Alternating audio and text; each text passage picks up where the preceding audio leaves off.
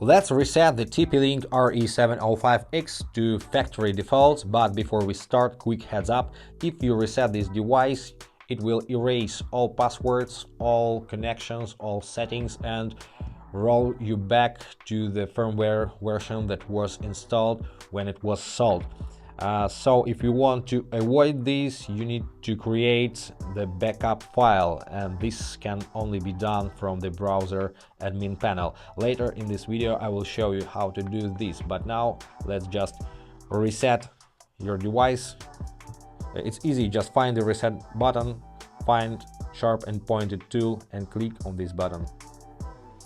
That's it. Now you have the red Wi-Fi LED signal, and it means that reset is in process.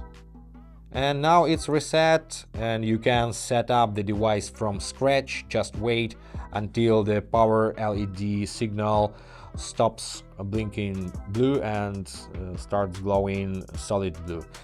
That's it. Also, if you have an access to your extender from the Tether application, you can reset factory defaults from there.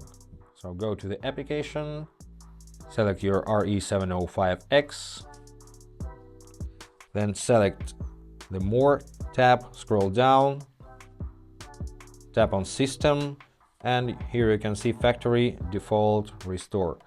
So tap on that, and if you wish to reset, tap on Reset. Then tap on Cancel. And of course, you can reset your device from the browser admin panel. First, make sure that you're connected to your extender's Wi-Fi network, and then go to your web browser, and in the address bar type tplinkrepeater.net, like this, tplinkrepeater.net. Press enter, and here you need to enter your password.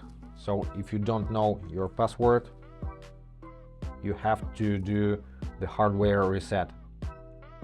So enter your password, log in,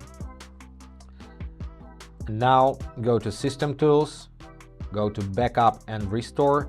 And what's the advantage here? That's what I promised you before. I will show you how to create backup file. So you can restore straight away. Click on Factory Restore, but if you want to save the configuration, save your connections with other routers and devices, just click on Backup. And if you see this message, Insecure Download Blocked, just click on Keep.